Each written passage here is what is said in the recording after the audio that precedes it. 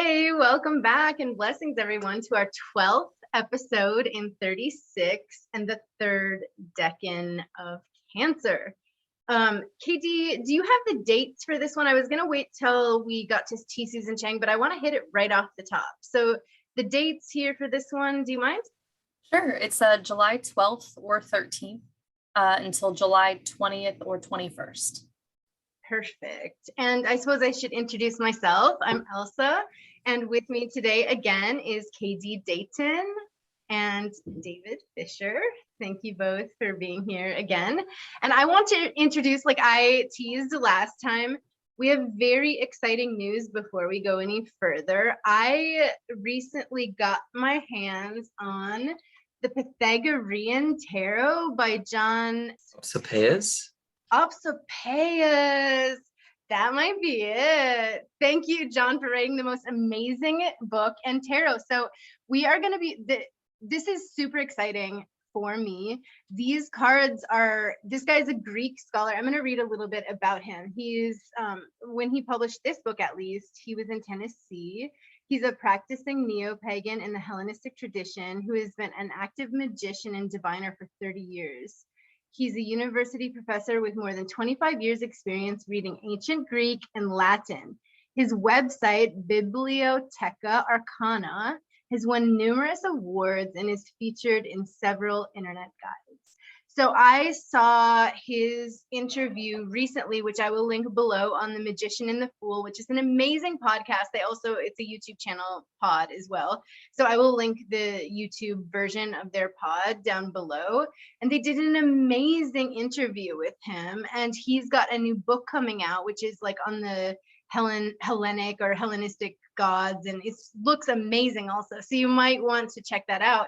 But what's so awesome about this is that this comes with a tarot deck that we will be displaying through the rest of our decans and using this, and it's pre the tradition that we're using now with the Rider-Waite, which is like a kind of hermetic and kind of golden dawn type of vibe.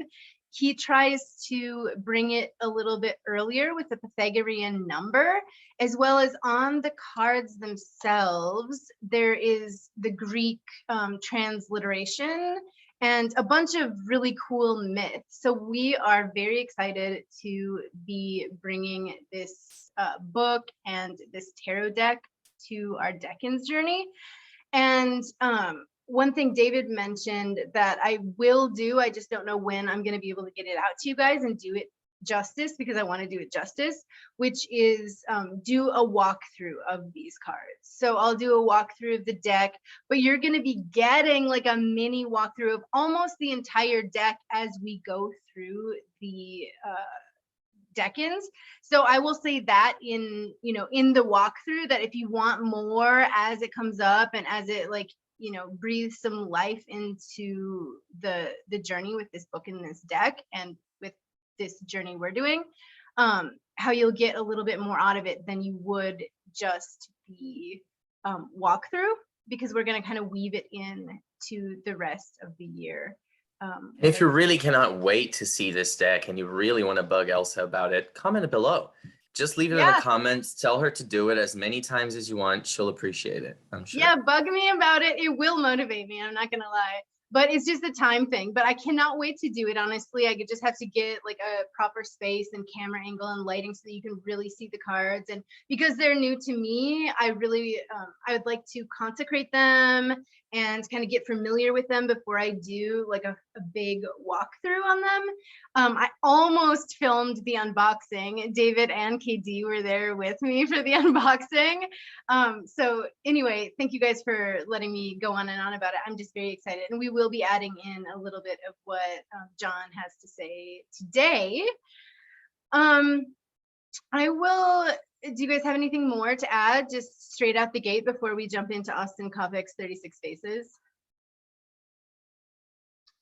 Okay, cool. So we've got here well, let me just give a quick little run through. We're again the Chariot with the Cancer card. We've still got the Chariot, which is the Lord of the Triumph of Light. And then for this decan, the ruler of this decan being the Moon, We've got the High Priestess, which is the priestess of the Silver Star we have here. And then for the pip card, or the minor, which is the Lord of Blended Pleasure, which we're going to talk a little bit more about because we've got it called the Lord of Luxury in a lot of the cards. But I think this is really important to keep in mind as we go with the Hermetic version of this card and the Hermetic name, which is the Lord of Blended Pleasure. And that's going to be like a keynote that we keep coming back to because of this like juxtaposition of luxury. So Austin's going to start us out by talking a lot about that. So I just wanted to introduce that just straight out the gate, and obviously we'll be going in depth into it in a little bit. So let's dive in. Decan juxtaposes the adventures and the dangers of this luxurious excess with the truth of scarcity. It is rare that there are more than enough for everyone on the material level. Societies and ecosystems alike entail competition for limited resources. It's actually the fear born of scarcity which drives man and beast to attain great fatted stores. There thus is this hidden violence and secret competition entailed with this quest for luxury. So we're going to be talking a lot about like the haves and the have-nots and the accumulation of resource and luxury and things like that, which we've been talking about throughout Cancer, I feel, but here it really comes to its final tableau in this Decan, or whatever you want to say. The hunter's success is the animal's death, and the animal's triumph is the hunter's starvation. We are reminded again that in this face, many situations in which one must lose for the other to win. So here we've got in the 3 books of occult philosophy, we've got this hunter.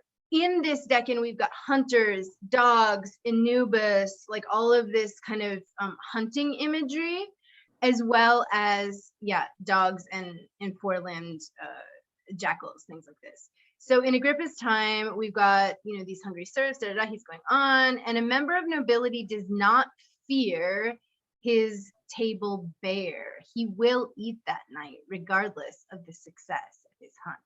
So here we have the luxury of nobility. Sure, he's going to want to sufficiently stock up for the future, which is why maybe he has stores in the beginning, but just the idea of like hunting for sport because you have enough. Whereas if someone else is hunting and they miss it, they don't eat it all. So in a world of limited material resources, the attainment of luxury for one entails the deprivation of others. For those who walk this space and seek its fruits, there's therefore a karmic dilemma involved. The vital importance in this Decan is to share, to invest the excess that one acquires into good work. This conduit for luxury is not its endpoint, essentially. Like just the debauchery of luxury is not the point here. And this juxtaposition of finding that balance, which I think the 4 of Cups is going to talk a lot about as well.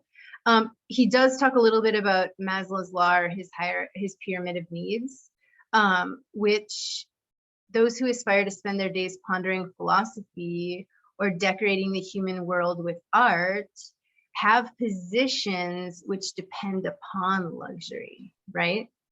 So, you know, then he talks about like athletes and intellectuals and the possibility to do those sort of higher works because we're not in the fields or on the hunt. It also possesses a question. What does one do with the excess one accumulates?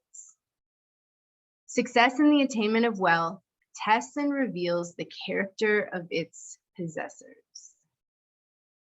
Not all matters relevant to it can be confined to matters of food, wealth, and shelter.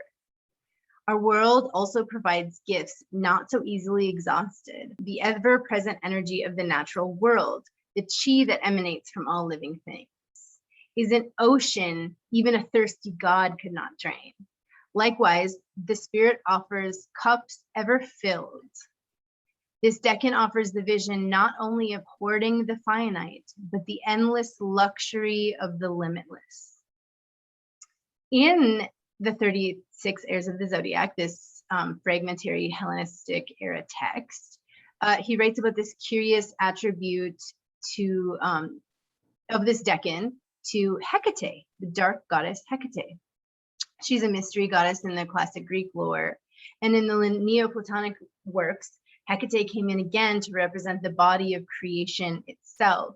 And I'm here adding like Mata Kali, Mata Shakti, you know, the lore of the, or even, you know, Durga, for those of you who are coming from that pantheon.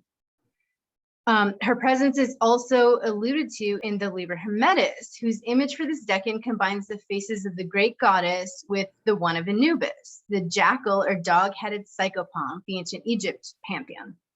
The Lady of the Three Worlds, Hecate, and I thought that was cool, the Three Worlds again. It kind of brings us back to the Three of Cups and Hermes Thrice Great, Hermes Trismegistus. Hecate was said to grant material wishes to her practitioners. So I'm going to read a direct quote. For to this day, whenever one of men on earth offers rich sacrifice and prays for the favor according to the custom, he calls upon Hecate. A great honor comes easily to him whose prayers to the goddess receives favorability, and she bestows wealth upon him, for the power is surely with her. And this is how we look at Kali or Durga or Shakti or any, you know, Shaivite goddess tradition, as well, as this dark mother is fierce, but she's the ultimate nurturer and the ultimate liberator. Yet Hecate was not merely a goddess of wealth. The secrets of the underworld were hers. And again, because Hermes is the one riding the chariot card, and we have that kind of emphasis here of, and with the, which we'll talk a lot more about when we get to the High Priestess, this sort of veiled underworld lineage comes through with this Hecate as well, the secrets of the underworld being hers. And she was considered the patron of witches, which I had to include. She's both a nurturer and a destroyer. So to close out with Austin's guidance, the cup is overfilled, and the question of how to invest excess is here within this Decan. The primordial desires overlap with complex karmic questions. This is such an interesting thing to hear you talk about, because I heard so many keywords in what you just said, what Austin has to say, that have to do with the moon. And this is the most lunar Decan that we're ever going to talk about, because it's Cancer, which is the moon's domicile, and a moon ruled Decan within the sign of Cancer. And you talked about abundance, and I contrast that with nourishment. Those are different things, like the Lord, you said at the table. He doesn't need to hunt for nourishment. He needs to hunt for abundance. And rather, what does the, in excess, abundance, excess, too much. And the cup runneth over here. I forgot to mention that. much. That's what Austin calls this Decan, is the overflowing cups, or the cup runneth over kind of vibe. Like when your cup runneth over, to whom is the glory? Like where does that excess bubble over onto, or whatever? Yeah, exactly. And the moon also gathers and collects, right? And that's something else that I heard mentioned here. And it's often mentioned in the sense of luxury as well, collecting these jewels, collecting the opulence and the gold and the anything else. And that is a very moon activity to do, which is something that I think of specifically with an exalted moon in Taurus, is one that collects beautiful items. Absolutely. I'm glad, if you don't mind, the only like personal note that I wanted to add in, I've been waiting all the Cancer Decans because I thought it would be like, we're getting better at this, right? We're like kind of staving off things we want to say, so we have things to say each time, like about the chariot and the different stories. So I've been waiting to say this because it's like moon on moon Decan, but I've been wanting to say it as we go through the Cup series, is I think of the moon as a cup, like sipping out of the crescent moon, or the moon in Shiva's hair representing that goddess of the night and all these things, which is this moon being the cup that overflows. And as astrologers, we see the moon is the one that distributes the overflow of energies into the material world. It's like a cup that pours, or something like this, a cup that pours into the tides of the ocean, a cup that we are like sipping this occultic knowledge from the high priestess, you know? So that was my main thing, is just the moon is a cup. I wanted to mention too, is the moon representing people, and the people, the collective, the many, the diverse. And in that is the built-in idea of inequality. Absolutely. Absolutely. Because that, we're going to talk, I think, more and more about that, but it's not just like the Lord of Luxury. Like we can come from both perspectives, right? Like you can come from a spiritual perspective of like, my cup runneth over and it pours out to God, and I have so much opulence of spirit to sort of worship with or share with. Or we can talk about like the haves and the have-nots. And when you're talking about diversity and the collective and the multitudes and the many and we the people or whatever, you are looking at the scarcity effect of if I mean, maybe, and Austin talks about this in the material world, like, you know, I know a lot in the new age, we're talking about like abundance mindset, and there's enough for everyone and enough to go around and all that. And that's good. And that's a high spiritual ideal to aim for and a material ideal to aim for. But unless we are deciding like how we are going to distribute our own personal, tangible material wealth amongst ourselves, like there has been in history and up until this very day, we see, as a matter of fact, that some have a lot and most have a little. 100%. Yeah. So let's keep that really strongly with us as we move forward. Like, as much as we'd like to have the ideal of the distribution being abundant and fair and clear to all people, and we all do have a little, you know, taste even spiritually of the possibility of abundance. I'm not saying that. It's just like on the material level, when you have the many and you have the divergence and you have the different and you have the multitude, you're looking at these bigger themes of the haves and the have-nots. And it makes me think of, sorry, this is the last tangent and this is a personal one as well, but it makes me think of this somewhat appalling trend of very wealthy preppers, people who are preparing for the end of the world, and they're building massive underground complexes across barren areas of the US in order to potentially preserve themselves and their families and their resources come the apocalypse. That's some abundance that feeds scarcity mindset, right? Absolutely. Like that's, and, you know, last time you were talking a lot about Sagittarius and we're like, stop, it's Gemini season, or maybe that was just Gemini or whatever it was. We're like, you were talking about the idea of the turning of the light. And the next time we're going to see the turning of the light is going to be in Sag season, or the depths of the winter, right? And when you think about preppers, you think about them preparing for this like big winter, or whatever, this like ideal of like when there's nothing, and like, you know, and where does that end, right? I've thought about this with preppers a lot. I may or may not have a little hoarding action of my own in my mind, you know, where I'm just like, oh, I should probably be prepared, but, or for something, you know, like I do have a couple extra bags of rice and lentils around or something like this. But the idea is, where does that end? Because let's say I personally have a whole basement full, or a shed, a special shed with ammunition and tons of food, dried goods or something like this. Where does that end? Because I have to have ammunition to protect it. I have to have people in community protect it. And then how big does my community and weapons have to be to rival those of the governments or something like that? Right. What's to stop the government to be like, oh, all that stuff you stored, thank you, that's ours, or whatever, you know?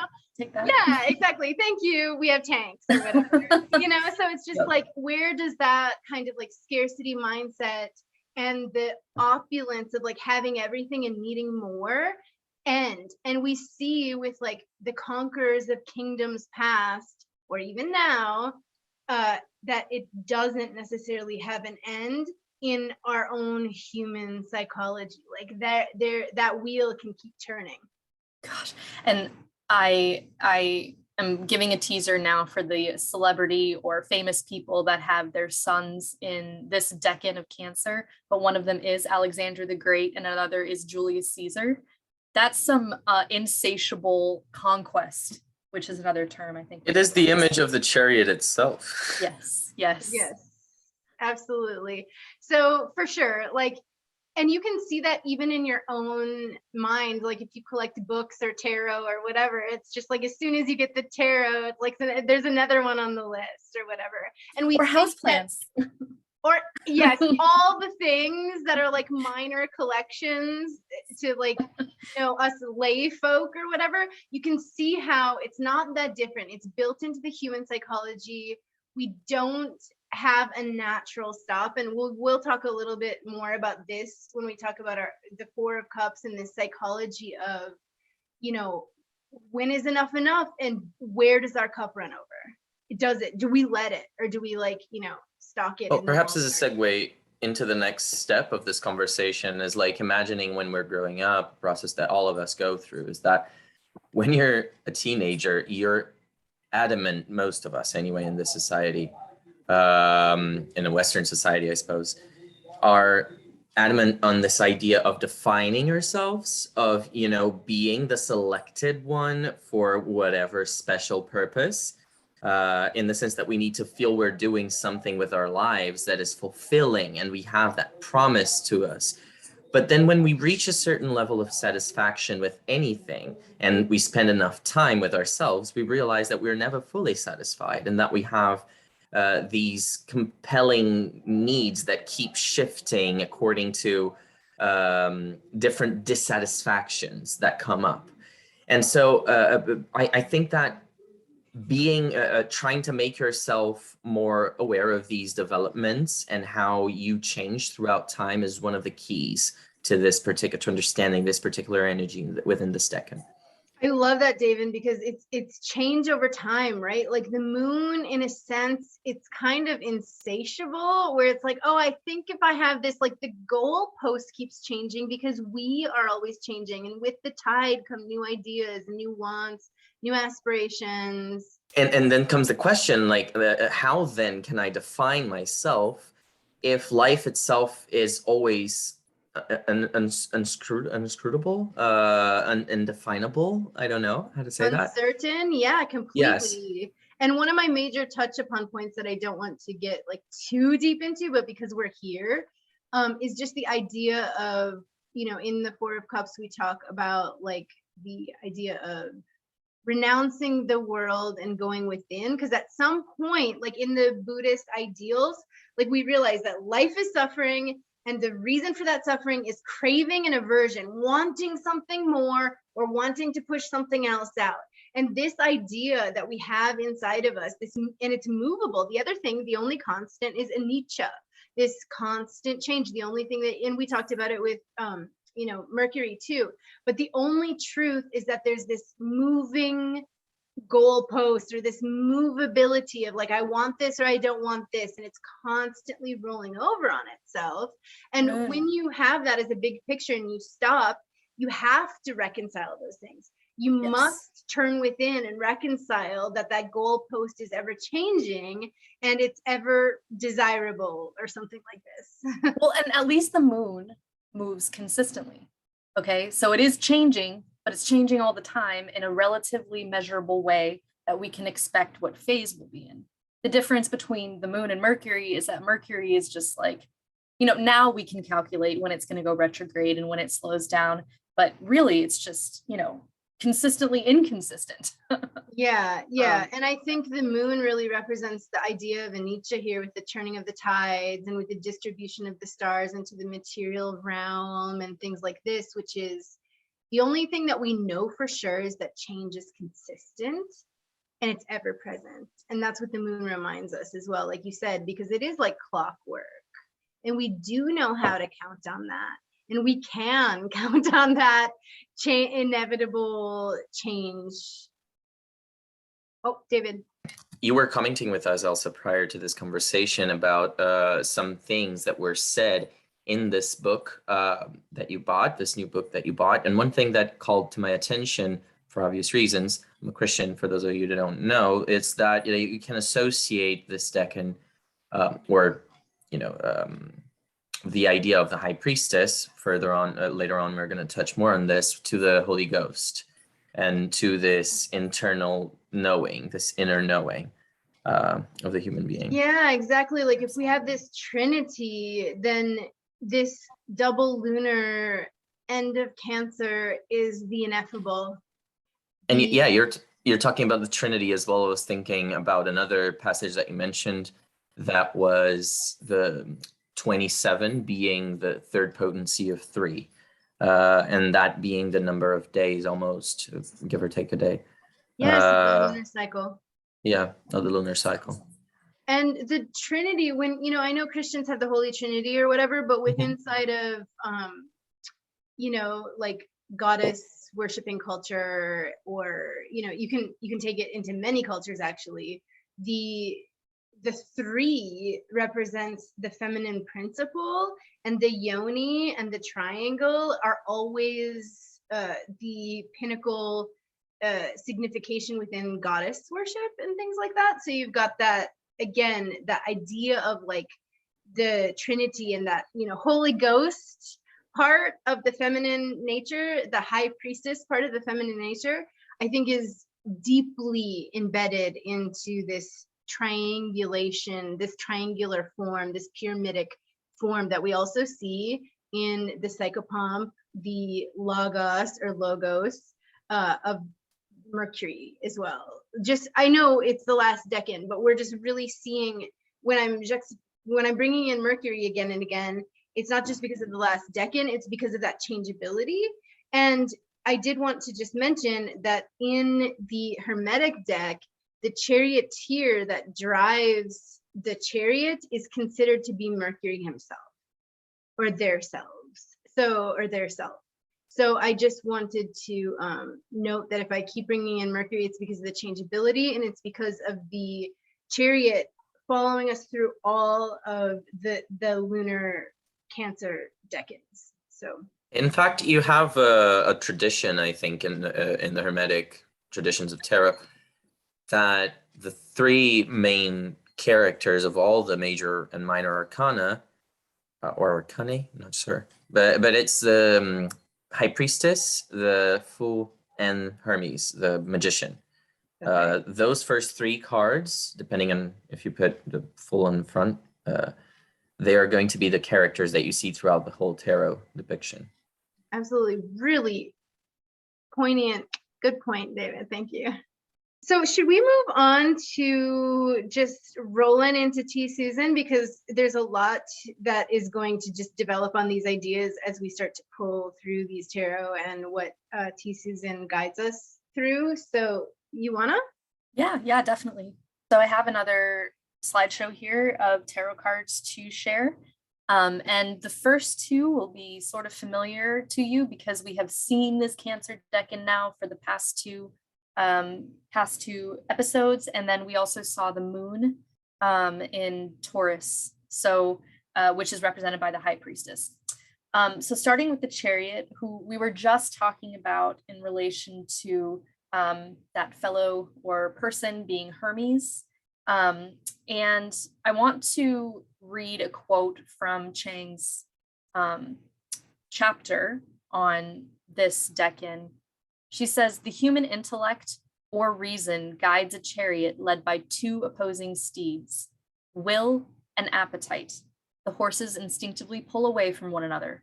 Only reason, aka the charioteer, keeps them headed in the right direction." That's a summary of an analogy that Plato made. And it's very apropos for, I think, this discussion of Mercury as capital R reason, and the steeds, which you can see in the center card here, which is from the Micah Ulrich deck. You can see those 2 horses represented. And we'll also see these duality of animals, especially when it comes to this coloring of black and white oppositions and polarities. We'll see this also in the High Priestess card, which I'm going to get to in just a moment.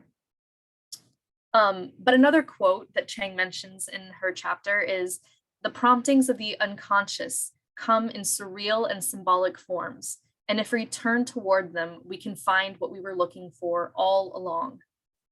This, to me, really speaks to some of the occult symbols that are present in the Chariot. Specifically in these three cards, I want to point out the zodiac symbols along the charioteer's belt, some other occult symbols on his skirt. I'm not sure if there's a better term for that. Tunic.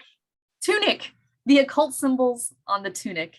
And these really, to me, are representative of, again, the occult, which is a shorthand for the things that are secret or unseen, or the unconscious that comes in surreal and symbolic forms. The idea being that that is what takes us towards a sense of purpose, that those unconscious kind of shadowy secret things can take us towards them.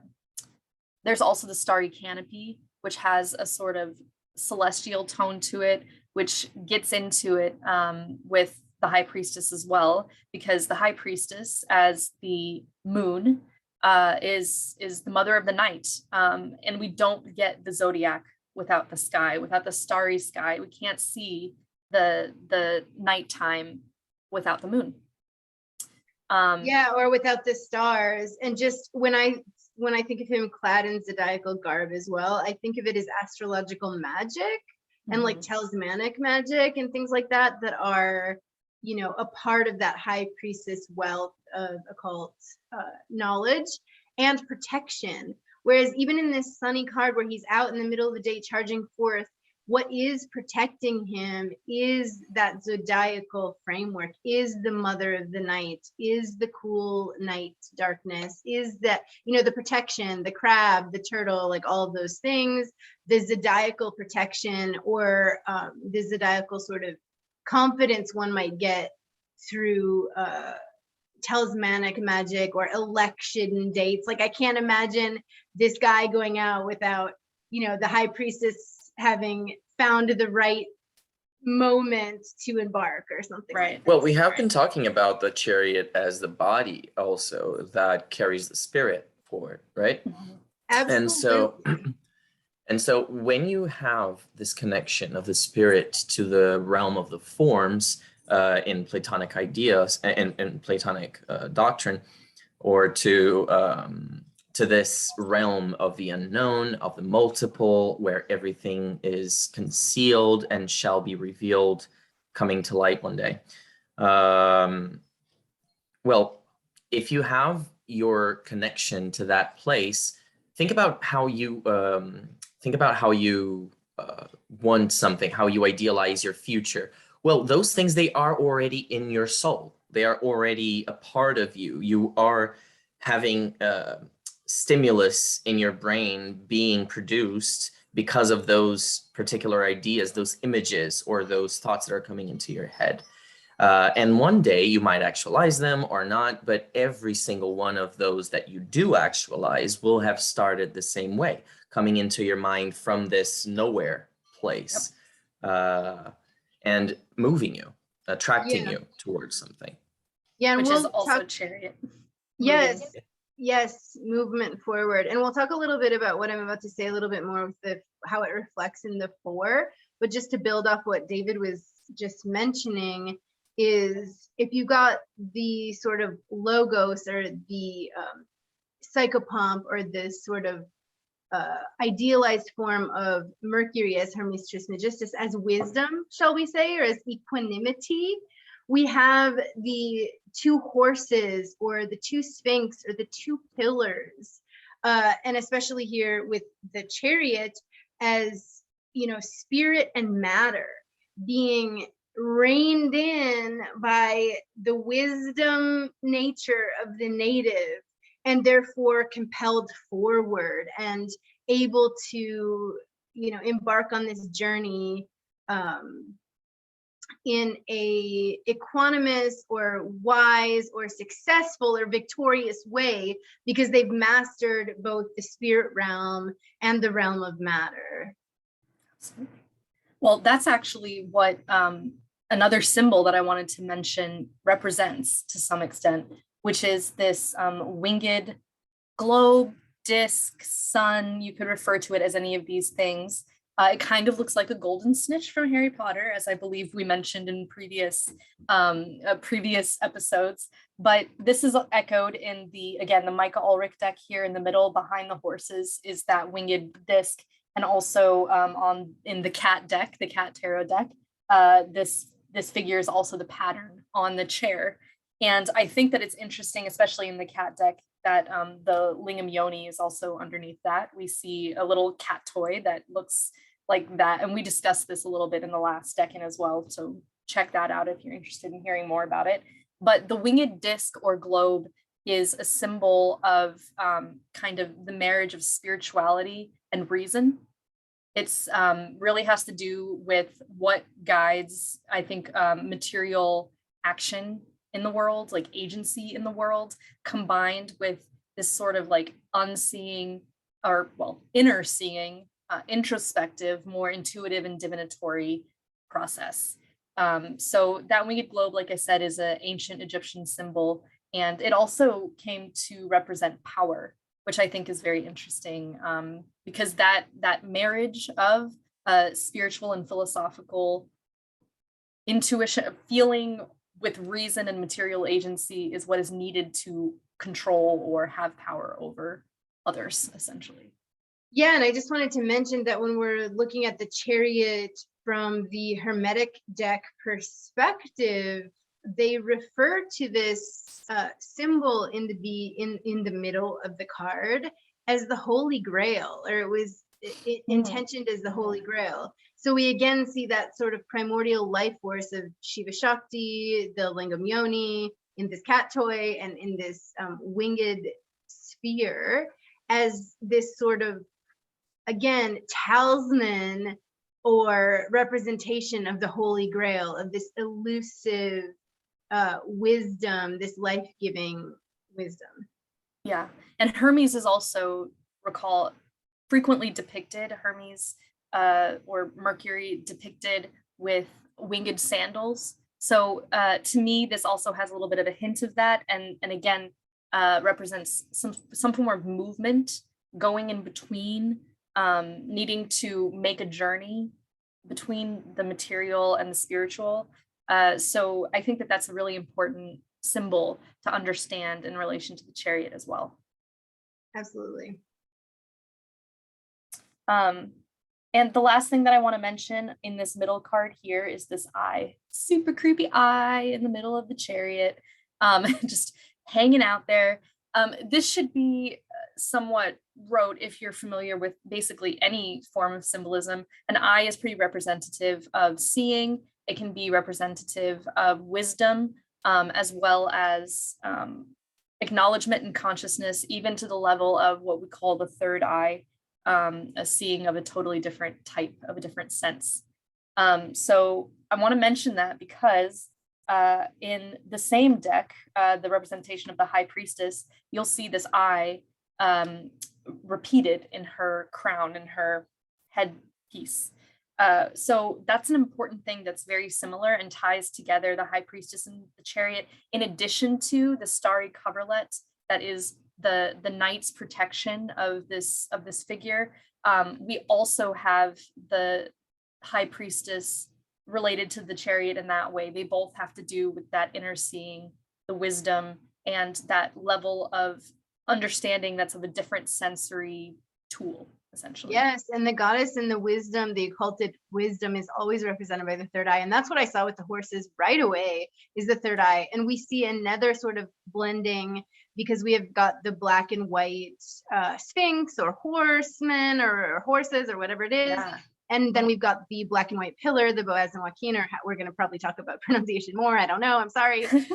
But that kind of occultic wisdom of the third eye and the knowable unknowing. And we do see it again in the Four of Cups, which we will get to, which is in whatever way the forced or chosen turning within, turning away. And that's where Yes. the third eye is able to see. Yes. Yes. And actually, there's also a Sphinx. I don't remember if we talked about this before. This, the third from the left, this is from the Scapini deck, the Popes, and you'll see a Sphinx at her feet as well. So that Sphinx is also echoed from, again, from the Chariot. Back here, we have Sphinxes, and we also have them here. That wisdom and mystery piece is really speaking loudly from both of these figures. And But yes, oh, I'm sorry, go ahead. no, go ahead. One thing just here that I noticed is when the high priestess's foot is here on the moon, but concealed, and then you see the popess with her foot revealed, but touching earth and flowers blooming from it, which is kind of, I don't know, just like a beautiful representation of the distribution of the moon's light, how it grows all things, or how it springs forth from this, place of the high priestess. But I like how one is concealed with the foot on the moon, or in sort of like you want to think that the foot is on the moon, perhaps, in this one. And then you've got the juxtaposition of the popess with her foot like on a cushion, like you would for a goddess, but that cushion being the earth itself, and the distribution of the wisdom, or the material distribution of the moon from an astrological perspective.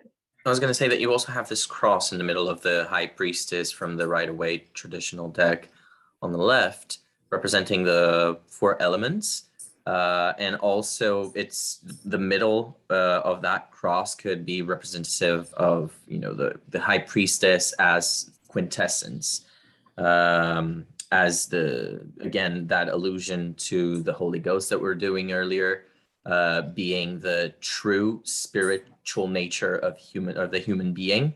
It's like in the Christian tradition, when you're a believer in Jesus's logos, when you believe that what he revealed is the truth of, the higher consciousness, you would acquire an understanding and a consciousness around the high priestess kind of concept within yourself. You would be aware of your spirit guiding you in that sense, which I feel like is, being aware of your quintessence and having a conscious relationship with it, which is what the high priestess suggests. Yeah, and it's like that third eye concept as well, like the fifth element or the third eye. It's that kind of, yeah, I like that. And you see the Torah there as well. The Torah is in this card as well that I wanted to point out. But and it also makes me think of what you're just saying is the high priestess is actually the third card of the major arcana. It's kind of like a mysterious third card because the minor or major arcana starts with 0, 0, 1, 2, and that's where we're at the high priestess.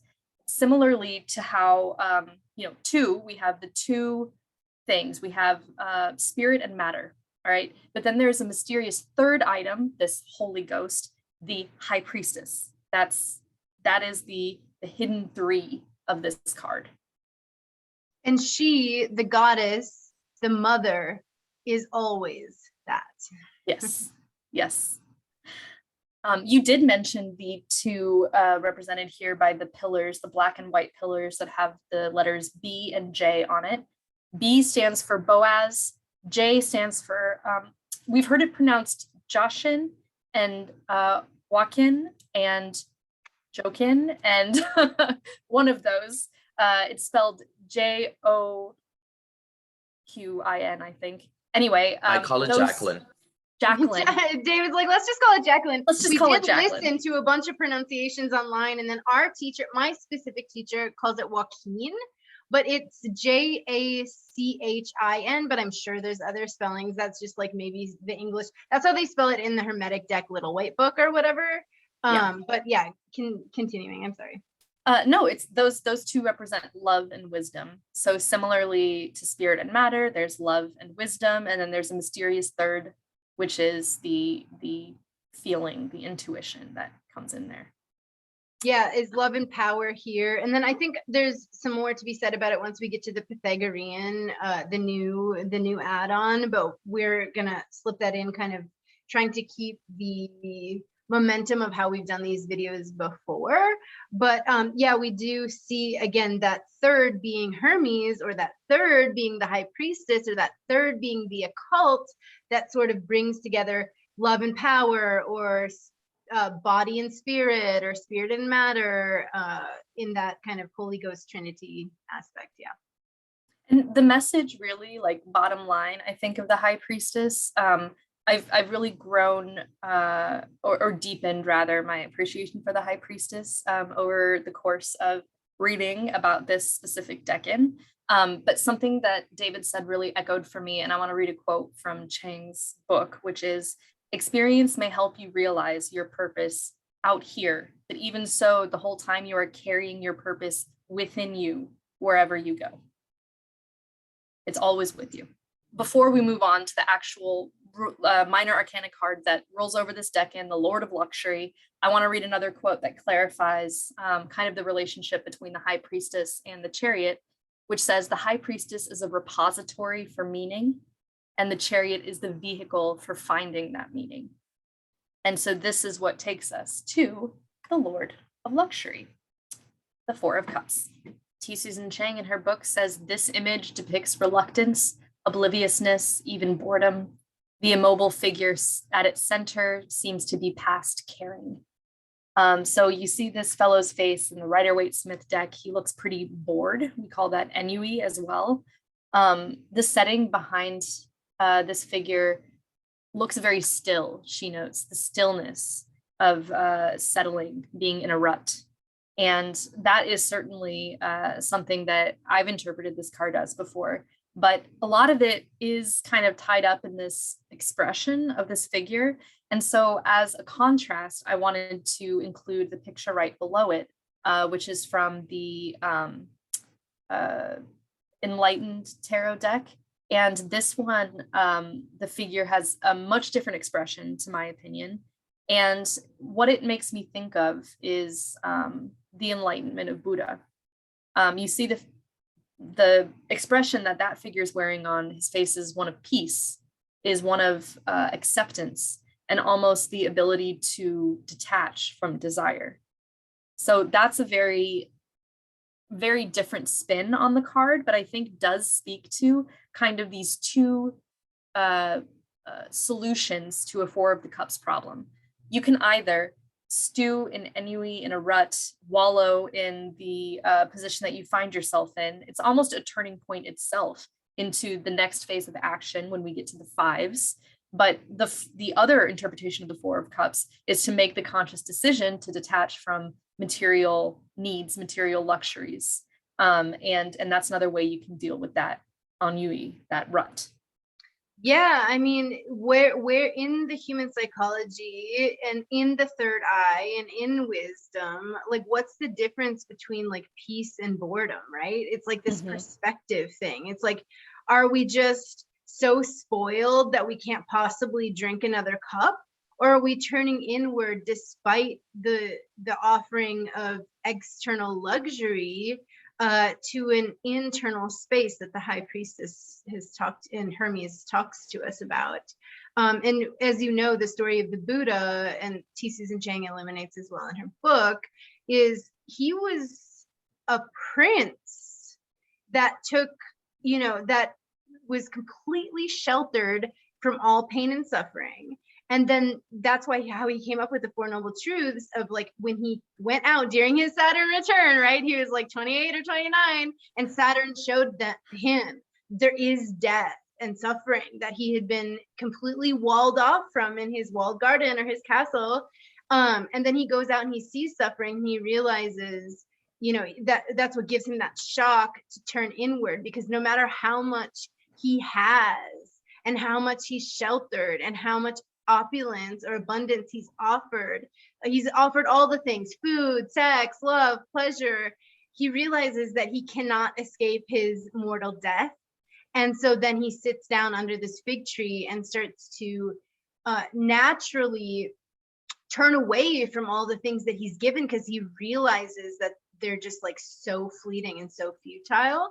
So I guess that would be the wisdom. Like a lot of people are like, talk about boredom, which I think for some of us is, for me, I'll speak for myself, is something I've really never experienced because of the fact that it's just like this ongoing like inner journey of like the company of the gods. Essentially, there is no moment of, not that I haven't been restless or dissatisfied, I'm not saying that, but which also can be here in the Four of Cups, right? Just a dissatisfaction, or we're going to talk about it a little bit more. And I love the way that it's put in the Pythagorean tarot, which is like if you're in a long-term relationship, let's say, it's super stable. And with that stability and that comfort and that luxury, for a lot of people, no judgment, you find yourself bored with the same thing again and again, and having fantasies of more or other or different, or really having to do soul searching that people didn't necessarily know that they signed up for when they are in a committed relationship, because that reflection of boredom, you're kind of sitting with yourself, even amongst, you know, your company. I want to bring something about the end of each sign to this conversation, because we see at the end of Aries, for instance, there is the Venus decan, whereas the previous two were very go-getter. You have the last decan being like, do you need to though? And what can you do that is more towards the collective? What can you do that is not so self-centered in other ways? Like, it's a lesson about how to keep moving in the right direction so you can keep having the previous two decans guaranteed as good experiences. Yeah, that is a very good point. I really like that, because it is important to think about what's the lesson of this. Like, you know what the interpretation is, but what is it trying to tell us, and what's the solution to meditate on? And before I hand it back over to you, David, the one thing that I wanted to mention related to what you just said, Elsa, is that I really like that idea of getting more means that you want more unless you break out of the cycle. That's kind of like the plight of humanity. But go ahead, David.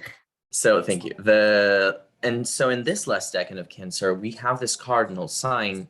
Again, the Chariot is about movement, the things that really move us. And now with the High Priestess closing in the moon's domicile, this journey through Cancer, we have this lesson, right? So you know how to piece together something that is stable through circumstance, the moon's realm. You know how to use your resources, you know who to contact, you know what's your network. But do you know within that whole stability how to reinvent yourself constantly? That's the true wisdom here. It's not about just satisfying these impulses from this mortal shell, but it's about validating your spirit throughout. You know, it's the principle of the spirit here being emphasized within that movement kind of thing. You see in the Rider-Waite, for instance, that this guy is in a higher ground than the rest of the plane of the card. And he's sitting in this little hill with a tree behind him, which has a pronounced root on the left. And that is about how these moral high grounds or stabilities that we call stabilities are just an excuse that we have to not really do that looking inward, to not really feed our spirits, because it's some kind of comfort zone. And circumstance will have it as such that we will experience that throughout life, you know, that dissatisfaction of being too satisfied. And so what does that reveal about your spirit? How do you cope with that? And that's only when you make yourself aware of that human condition of being driven by, you know, ambition or spirit, that you learn how to, in those moments, go into your imagination and fantasize a new you know, realize, what does this abundance reveal about myself that will give way to the continuation, you know, that will unclog this drain or Yes, something. absolutely. And I think Austin tells us that in that question that he poses, right? These are big karmic questions, like, what are we going to do with those things. And if we're just bored and we're just like, I've had it all, and like, you know, your lover's offering themselves up to you, but you're like, I'm bored with you, or whatever it is, you will do that to yourself. You will become boring company for yourself if you never sort of like do those reflections or go within. And I'm, you know, it's again, what are we grateful for? Do we know what we have? And are we abstaining on purpose for some higher value? Or are we just like high off the hog, just like fat and already drunk, and we have all the shade and all the, you know, rest that we need, and we're just like not even seeing, you know, that abundance, that spiritual abundance, or that opportunity, like the hand that comes from God, essentially, right? It's just like, here's everything that you would need, but I'm too, you know, dense, I guess, to see like what I have already and then what's being offered. Yeah, well, and so another side of that, so that's the one interpretation of this card could be that the person pulling this card is the figure that's ignoring the prompt to adapt and renew. But again, there's also the possibility that figure is someone who has recently adapted or renewed themselves. And I think that that's what this science deck card, the second from the left, called Dormancy, is in reference to. The creature pictured there is called a lungfish, which is a type of fish that has adapted to burrow into the mud when a drought occurs, and it can survive in the mud. And while it has gills, it learned how to breathe the air, and it developed fins that work like feet so that it can actually crawl on land, breathe the air, not like any other fish I've heard of. So this is an example of a figure who has successfully adapted and made the most of the drought-ridden areas that this fish exists in. That really shows me like the Four of Cups and the Enlightened, right? Like you're making the most of like what the spirit realm and the material realm has to offer you, and your roots are, like David said, exposed, and you get the shade of the spiritual tree when you do that. And it reminds me, or it just kind of like, I just want to make a little point before we go into the Scapini deck, of the one child riding the dragon, like, you know, for fun or whatever it is, sea fish or dragon or whatever, and then the other one in complete sorrow, like on the fish. And is it a perspective? It's both. Like it can be our demise and our sorrow, or it can be like our childlike journey, you know? So I mean, I didn't read to prepare for that card, but it just kind of like spoke to me in that way, just looking at the image. It super stands out. It's a beautiful image, and not one that I see commonly represented for the Four of Cups. But that is the takeaway for me too, Elsa, is that these two figures are having such a drastically different time because of perspective. And age, right? Like when you're a child and mercurial, you've got like all of these options of multiplicity, and you're just riding this moon-like wave. And then, you know, this other person seems to have some age beyond a child and is sort of sees the decline of life's changeability and sorrow and suffers it, you know? Yeah, no, I mean, that figure who's actually a mermaid, I think that has symbolism that's a little bit lost on me since the medieval and Renaissance times. Ooh, but that I didn't realize the tail. Yeah. I'm sorry. Yeah. And anyway, but she is wallowing. She is like compulsively thinking of the things that she's afraid of, a vortex, a whirlpool of emotion. Whereas this figure of the child is holding a snake. Transformation. They've transmuted these, well, it's a child, but in theory, they've transmuted their fears into joy and euphoria, and holding that snake almost like fearlessness. I suppose that was actually a bow, and that's Cupid. Ooh, You might be right. I like that. I really like that. And you know, I see it as well as like the idea of suffering and liberation. Like, what's the difference between suffering the multiplicity of choice and being bored. Yes. It's really It seems honestly like two different, really different things, but it seems to me like two sides of the same coin. exactly, they go hand in One hand. one tension that we're dealing with here. 100%. And then I love that. we've got the mouth of the river here opening. Let's talk about this. So one of the things that I found interesting in the companion description of this card of the Mother Peace deck was the point that this figure is turned away from the perspective of the artist.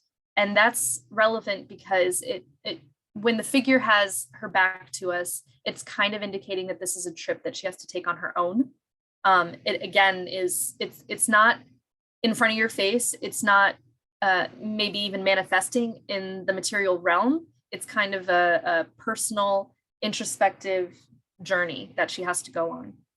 And the mouth of the river is, of course, a really interesting place. It's a place of a lot of life, a lot of interesting wildlife and flora and fauna grows there.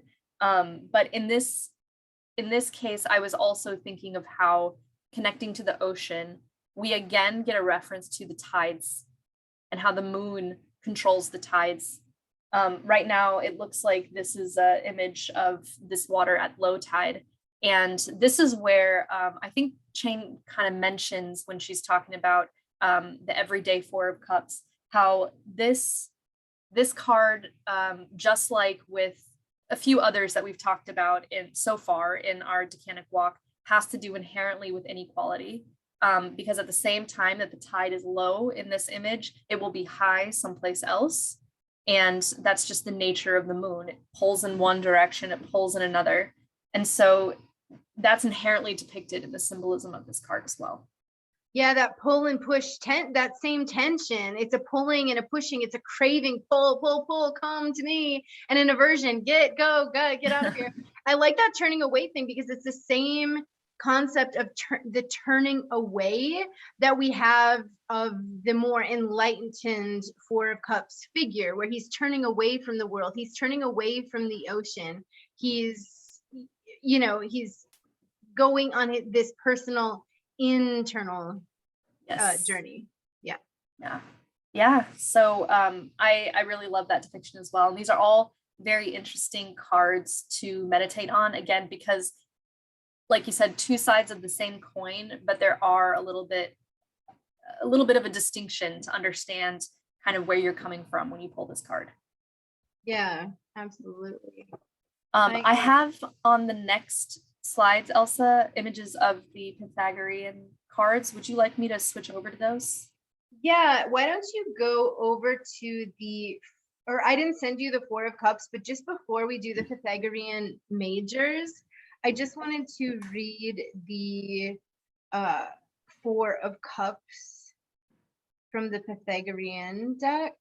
I'm going to read the highlighted notes that I took from the Pythagorean tarot about the four, and it's probably just going to literally reiterate a lot of what we've said already. Here in the Four of Cups, this relationship that we see from the 2 and the 3 has matured. It's been tested in many ways and found to be stable, but it also wears some battle scars. It has these like good and bad memories that as far as like how it perceives its reality. Unfortunately, because of its stability, the relationship tends to be taken for granted. I mean, I don't know if we said that explicitly, but just taking things for granted is the 4, and that's how we take care. That's how we do with things like we're bored with, or we take for granted our lover, like after you're married for however many years and you've had that's all what reminded me of that. Yeah, you become bored because of the fact that it is stable and it is taken for granted. Again, like the spirit offering us this primordial cup from the sky, we take for granted that we can get off of this wheel of samsara, this craving and aversion. For me, this is just another evidence. Sorry? No, just we take for granted the third eye. We take for granted going within. We take for granted the other. We take, this idea. To me, this is just another evidence, like, that human nature is supposed to have this feature of, going within in order to keep going in a healthy fashion, in a satisfactory fashion, because it means that we are here to learn. It means that we are here to experience. It means that our bodies, our consciousness, they crave this idea of multiplicity, but within this determined circumstantial realm, only within a frame of what circumstance can give us. That's what we can experience, and that's why we were born in this particular receptacle that can attune to those particular circumstances. Yes, because we have to experience those. Yes, this lunar vessel. So as soon as we get used and familiar to one thing, we want to move on to the next thing. Like this suggests this this movement suggests that we yearn for knowledge. Yeah, and in certain sects of Buddhism or Hinduism, I mean, I know those terms are a little, like not quite exactly right to use, but in this sort of animistic Eastern Buddhism philosophy, we have this idea that it's not that it's like totally, or even in tantric, Buddhism or something like this, not that it's okay to chase all of the things of the world, but at some point you're going to realize, no matter how stable or how satiated or whatever that is, that confrontation that we're going to have is there. So then it's many traditions. You have, I think, Socrates or Aristotle, I think it was Aristotle, saying that all men desire to know. And you have the Christians saying that God has placed eternity, or the desire for eternity and to know more of God throughout eternity, in the hearts of men. And that's and you cannot, and you may or may not be able to do that unless you've been satiated. Like you might not know that you need to turn, like you'll crave and crave and crave the relationship until you realize that you have a stable relationship and you've been married, and now the same problems arise, right? The boredom or the dissatisfaction, or you have all the wealth, all the wealth, and then you realize you're rich and famous and you still have those same like longings for desire. So I'll just read this last little bit. Though the relationship is too comfortable, its stasis sows the seeds of emotional dissatisfaction and prepares the way for future change. There may be little to complain about, but there may be this feeling that something is missing. And that is the key to turning, I'm saying that's the key to turning on the third eye or turning within, is when you're like, you have all these comforts, but there's some agitation still at the heart of this situation. And then the last thing I'll say about this Four of Cups from the Pythagorean is, the author is saying it has peace, which we see, like this kind of no wind, like tranquil possibility of turning within, but perhaps coolness. And a lot of times when we're interpreting the four, we're thinking of aloofness or boredom or coolness, like you're not enveloped in the lover anymore. You're cool or short or bored or turned off or just not, you're just meh, So I really liked that the way he described the pip of the four here. I really love that. Yeah, I mean, Chang says something sort of similar, and it was a quote I didn't read, but if you don't mind if I read this real quick. Luxury and desire have a curious inverse relationship. Great desire attaches to luxury you cannot or do not have, but once you have them, inevitably desire wanes. This cycle, how it dies and how it is renewed, is the subject of this card. Again, really perfect analogy with long-term relationships, like you were saying. Yeah, absolutely. So I had sent some pictures of the Pythagorean deck to KD, and I hope that this is totally fine with the author. It's absolutely just so that you guys can see them, because when I hold them up on the camera, I have so much glare. So I just really wanted to do them justice, and that's why we're displaying them in these pictures. So we've got the, I'm telling you, I'm going to butcher the Greek and Latin, and I'm sorry, don't throw the phone or don't throw the computer. I want to try to do better. I want to try to learn the pronunciation, but, so the Pontifex Maxima is the high priestess, and we've got here, she's called the mistress of the pentacle. And, he's got all the Latin listed in the Greek. So the motto here is steadfast and changing, Startu Verabilis. The deities we have is Artemis, Diana, Hecate, Luna, and Persephone. We've got the Greek letter exo, and I'll put it on the screen so that we can see what that is spelt like. But it means outside, beyond, or outward, which is really interesting when we're talking about like the outward personification of pleasure and desire, and the inward seeing of the eye, of the third eye, and how it kind of goes outside of the box and beyond in that internal landscape. And then we've got, he includes, which I love, he includes the trigrams of the I Ching. And so we've got Khan, and we've got, images here that are water, rain, moon, the second daughter, associated with passion, danger, repetitive bending, and penetration. We've got the West and the earlier heaven.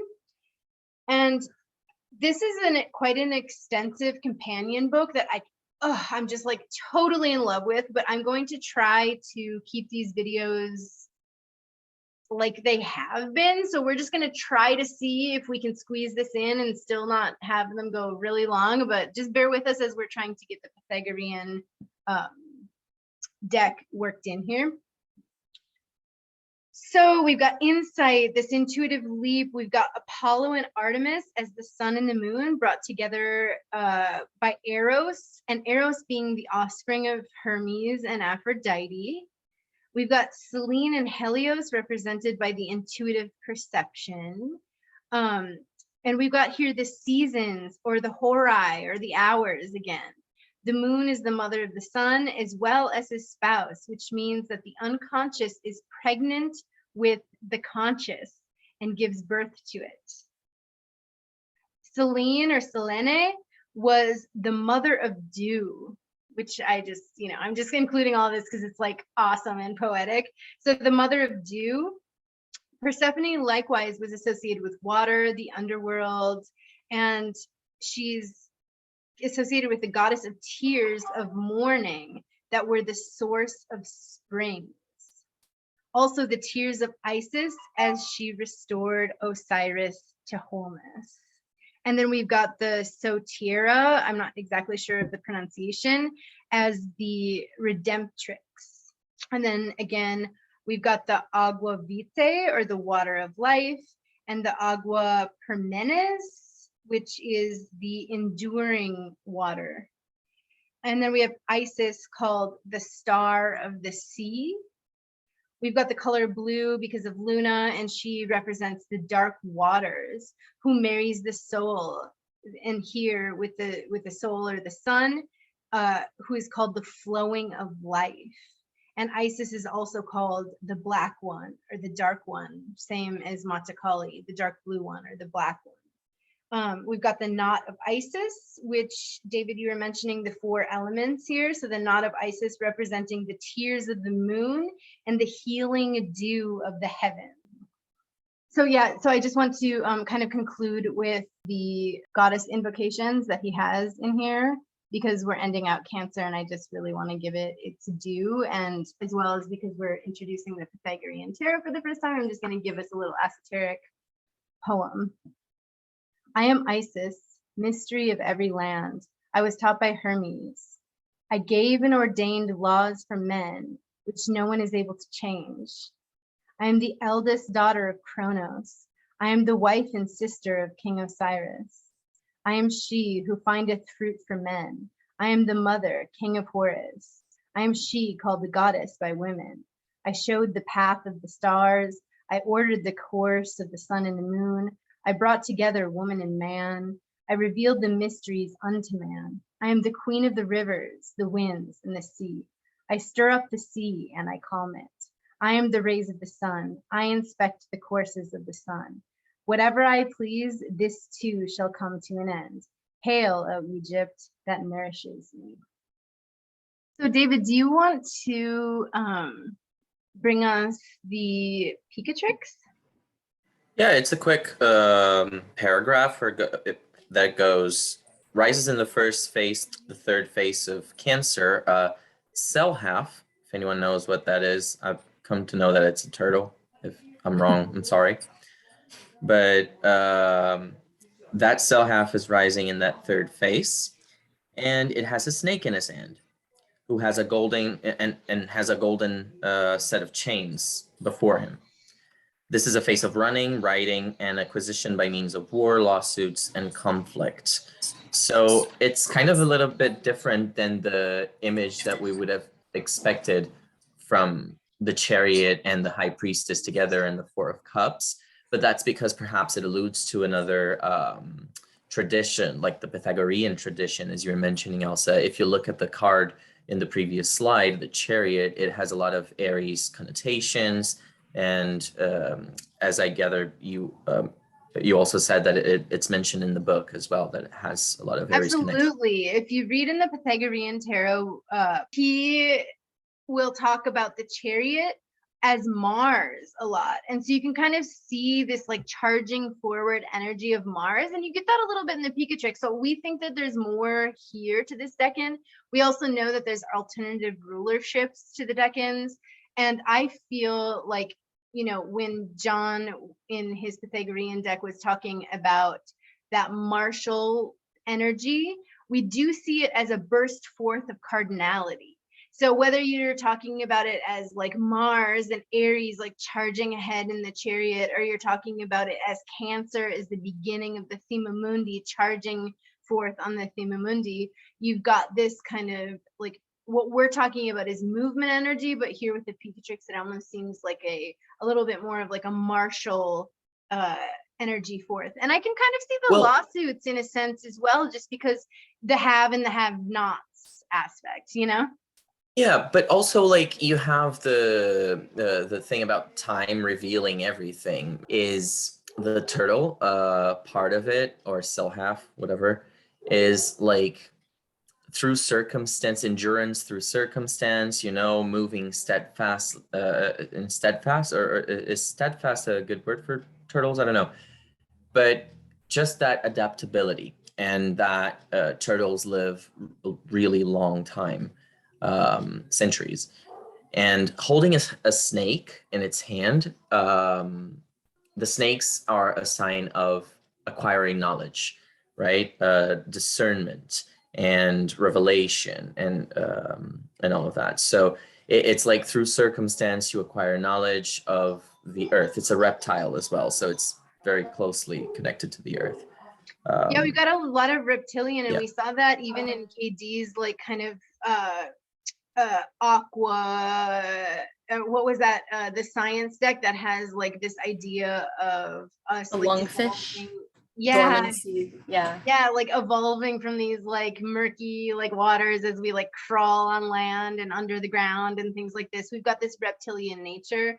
That is why I wanted to represent the snake and the turtle before. I forgot why I was like being like, oh yeah, these animals that we brought in, yeah, those come from the Picatrix. So we've got the wisdom and the knowledge, or the Shakti of the snake. And like, you know, the turtle is slow and a lot of times boring, but it's again like protected and all these things. So that kind of like slow, methodical, maybe for some, like, And it's boring. also associated with longevity. Yeah. Yeah. You know, living for a long time. And again, you know, we talk about the way to make it out of the wheel of samsara. To live, continue to live and thrive, you have to make a choice about this Four of Cups question. A journey inward. What do turtles do? They go. And same Very crabs. true. Exactly. Yeah. And same crabs. They go in to find their home. They carry their home with them in that spiritual, like esoteric sense of like always being able to go within and always having that layer of protection of the home wherever Of they their go. own chariot. So nativities, is that where we are? Yeah, I have a couple nativities to share, in addition to the ones I mentioned earlier, Julius Caesar and Alexander the Great being excellent examples of conquest, right? Nelson Mandela is also a Cancer sun born during this Decan. as is Ernest Hemingway and Hunter S. Thompson, through two authors that are a little bit renegade for their time. And then I also wanted to mention a funny story, just to tell you the story of like, I guess, American folklore. Lizzie Borden was supposed to be a Cancer sun born during this Decan. And I find her relationship to mothering really interesting. She was a late teens to mid 20s woman in the 1860s or 1870s who lived in Massachusetts. And there's a childhood rhyme that we sang on the playground. Lizzie Borden took an axe, gave her father 40 whacks. When she saw what she had done, she gave her mother 41. Ooh, so she's an axe murderer, murdered her parents in cold blood, super gruesomely. And so you can see why that's a very interesting thing for a Cancer sun, let alone one in this Decan, to do. Yeah. This gives us that Martian quality too that we are seeing in the Picatrix and that the Pythagorean tarot is talking about, right? I mean, obviously we've got it ruled by the moon, but there's something here that has that super like martial quality. It could just be that end of the Decan where we have like the last degrees of every sign being ruled by the malefics. So that could have a lot to do with it. I wanted to talk about Kristen Bell because she is someone who had a couple of interesting characters attributed to her in the past few years, really launched her into the world stage. One of them is Anna from Frozen, which is this character that's developed within the Disney world as someone who has to have this inward journey, especially in Frozen 2. I'm not going to give too many spoilers for those of you who didn't watch it, but you should, because it's really teaching people and children specifically about dealing with depression, dealing with anxiety, and having the courage and the tools to have that journey within. And there's this song that she lost everything, and she's just like, I need to keep going, just take the next step, do the next right thing. And she talks about seeing the light in the end. I have to follow that particular line and all of that. So it's a movie with that whole dynamic that really has this character of Kristen Bell doing this inward journey very clearly on screen. And also Eleanor from The Good Place, where she literally does that journey from in all the seasons, throughout all the seasons. It's the journey of the show, her going inward and analyzing everything that she did in life, her circumstances and what was attributed to her and how she behaved within it and what that revealed about her. And ultimately it's her growth experience through that process of going inward.